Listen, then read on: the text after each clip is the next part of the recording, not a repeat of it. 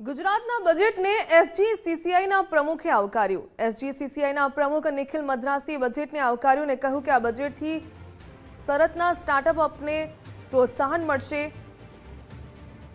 Textile ઉદ્યોગને વેગ આપવાનો પણ પ્રયાસ કરવામાં આવ્યો। બજેટમાં ગુજરાતના આર્થિક વિકાસને વેગ મળશે તેવું નિખિલ મદ્રાસીએ કહ્યું।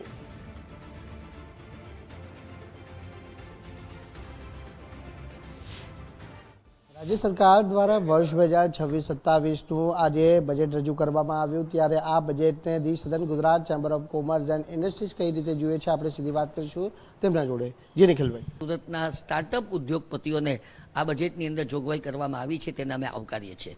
आ उपरांत 25 जीआईडीसी ने स्मार्ट बनावવાનો प्रयत्न करवामां। स्मार्ट एटले शुं કે જેની અંદર બધી જ વસ્તુઓ અવેલેબલ હોય, વૃક્ષારોપણ હોય, સિમેન્ટ કોન્ક્રીટના રોડ હોય, અનઇન્ટરપ્ટેડ પાવર સપ્લાય હોય। આ સ્માર્ટ બનવાને કારણે ઔદ્યોગિક પ્રગતિને વેગ મળશે અને 120 મિની જીઆઈડીસીને નવીનીકરણ કરવામાં આવશે। ક્યાંક ને ક્યાંક આમાં સુરતની જીઆઈડીસી અને સુરતની મિની જીઆઈડીસીઓને પણ સ્થાન આપવામાં આવશે એ નિશ્ચિત મનાઈ રહ્યું છે। એક એક્સપોર્ટ પ્રમોશન કાઉન્સિલની સ્થાપનાની જરૂરિયાત હતી જે પણ આ બજેટમાં પૂરી કરવામાં આવી છે જેથી ગુજરાતમાંથી થતા વિકાસની પ્રવૃત્તિઓને વેગ પ્રાપ્ત થશે। તરત સાચી વાત છે કારણ કે ટેક્સટાઇલ ઉદ્યોગ એ સુરતનો સૌથી મોટો ઉદ્યોગ છે। આ તો જોગવાઈ કરવામાં આવે, હજુ વધુ જોગવાઈ કરવામાં આવે તો એમાં પણ કંઈ ખોટું નથી કારણ કે ટેક્સટાઇલનું હબ છે, એમએસએમઈનું પણ હબ છે અને એને માટે આ જે જોગવાઈ કરવામાં આવી છે તેને આવકારીએ છીએ। તેના થકી ટેક્સટાઇલ ઉદ્યોગને વધુ વેગ મળશે એમ નિશ્ચિતપણે મનાઈ રહ્યું છે।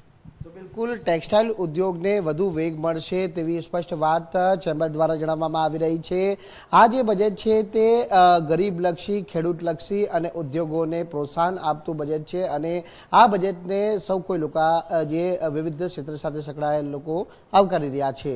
केमेरामेन देवांग राणा साथे राकेश ब्रह्मभट्ट, गुजरात फर्स्ट, सूरत।